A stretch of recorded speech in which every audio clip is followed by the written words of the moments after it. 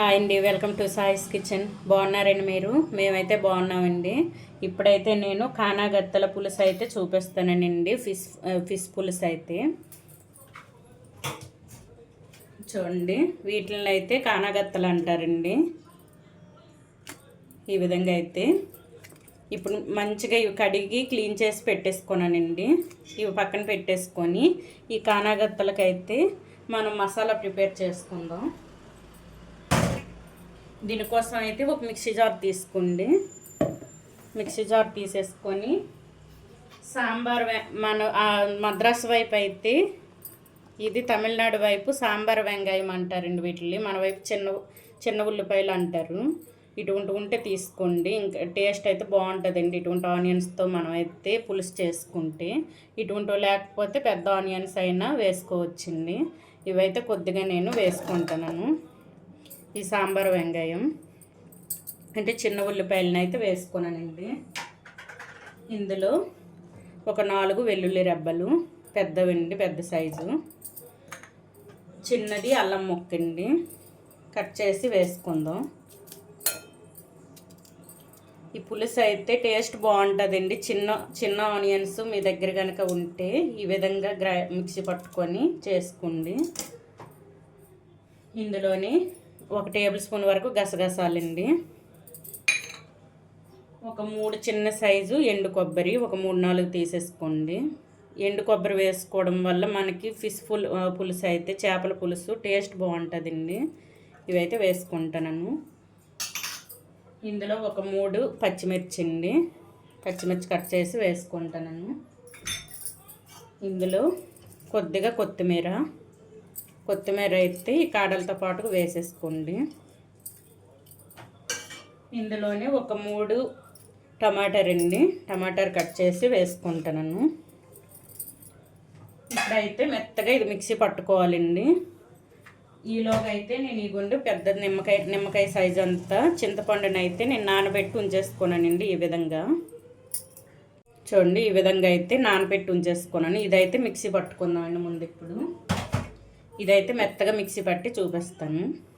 చూడండి, ఈ విధంగా అయితే మెత్తగా మిక్సీ పట్టుకోవాలండి. ఆనియన్స్ని ఈ మిక్సీ పట్టుకొని పక్కన పెట్టేసుకుందామండి. పక్కన పెట్టేసుకొని ఇప్పుడు స్టవ్ ఆన్ చేసేసుకొని ఒక కడాయి అయితే పెట్టుకున్నానండి. ఒక ప్యాన్ పెట్టేసుకున్నాను.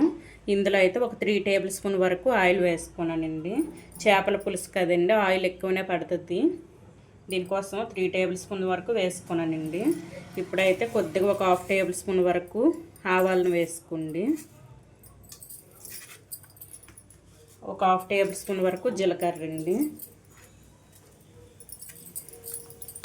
ఇందులోని కొద్దిగా మెంతులు వేసుకోండి. కొద్దిగా అండి, లైట్గా వేసుకుంటే సరిపోతుంది. పులుసు కాబట్టి మనం మెంతులు వేసుకుంటే బాగుంటుంది. ఇందులో అయితే కొద్దిగా కరివేపాకు అండి, ఒక 2 పచ్చిమిర్చి చిన్న ముక్కలుగా చేసుకొని సన్నగా వేసుకుంటానండి. ఇదైతే మంచిగా కలిపేసుకోవాలి. మంచిగా వేగాలండి ఇది.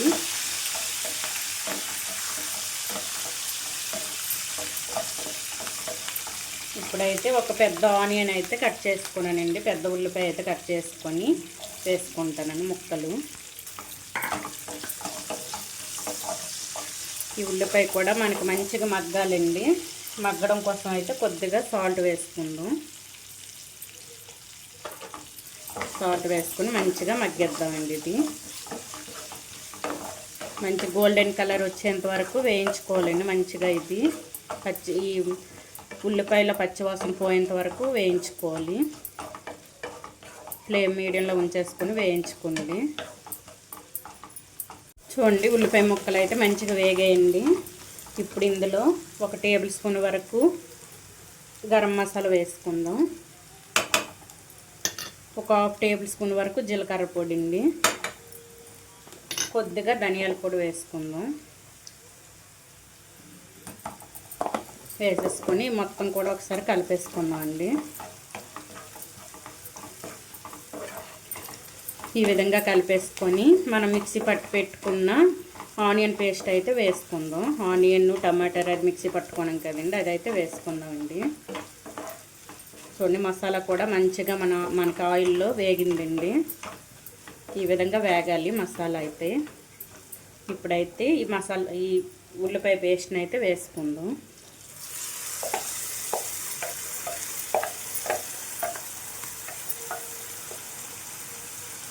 వేసేసుకొని మొత్తం కూడా మంచిగా కలిపేసుకుందామండి. ఫ్లేమ్ పూర్తిగా సిమ్లో ఉంచేసుకొని మూత పెట్టి ఉంచేసుకోవాలండి.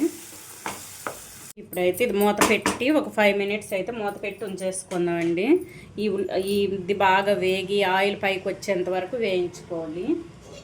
ఇప్పుడైతే మూత పెట్టేసుకుందాం. ఫ్లేమ్ మీడియంలో ఉంచేసుకొని వేయించుకోండి చక్కగా. చూద్దామండి ఆనియన్ మనకు మగ్గిందో లేదో. చూడండి ఆనియన్ అయితే మంచిగా ఉడికిపోయిందండి. ఆయిల్ కూడా పైకి తేలింది చూసారా. ఇప్పుడు ఇందులో అయితే మనం ముందుగా చింతపండు నానబెట్టి ఉంచేసుకున్నాం కదండి, అదైతే మంచిగా పొట్టది తీసేసానండి. మొత్తం పిసికిసి వేసుకుంటాను. ఏ చెత్త లేకుండా ఈ విధంగా వేసేసుకోండి. వేసుకొని ఇంకొంచెం వాటర్ వేసుకొని ఇది బాగా కెరలాలండి.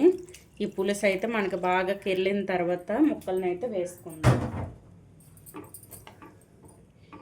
ఇప్పుడైతే మంచిగా కలిపేసుకొని కారం కూడా ఇప్పుడే సరిపోయిందో లేదో ఒకసారి చూసుకొని వేసుకోవాలండి. లేకపోతే మనం ఈ చేపలను అయితే వేసుకొని కలిపామంటే చిదుగుతాయండి, సిరిసినట్టు అయిపోతాయి. అందుకు మొత్తం సాల్ట్ కారం అన్నీ ఇప్పుడే చెక్ చేసుకొని వేసేసుకోండి.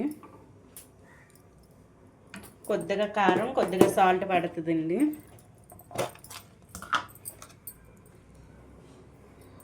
పచ్చిమిర్చి ఆల్రెడీ వేసుకున్నాక చూసుకొని కారం వేసుకోవాలి. ఇందులో కొద్దిగా సాల్టు వేసేసుకొని మొత్తం ఒకసారి కలిపేసుకొని మూత పెట్టేసుకుందాం అండి. మూత పెట్టుకొని ఇది కెర్లిన తర్వాత చేపలను అయితే వేసుకుందాం. ఇప్పుడైతే మూత పెట్టేసుకుందాం. చూడండి మనకైతే పులుసు బాగా మరిగిందండి.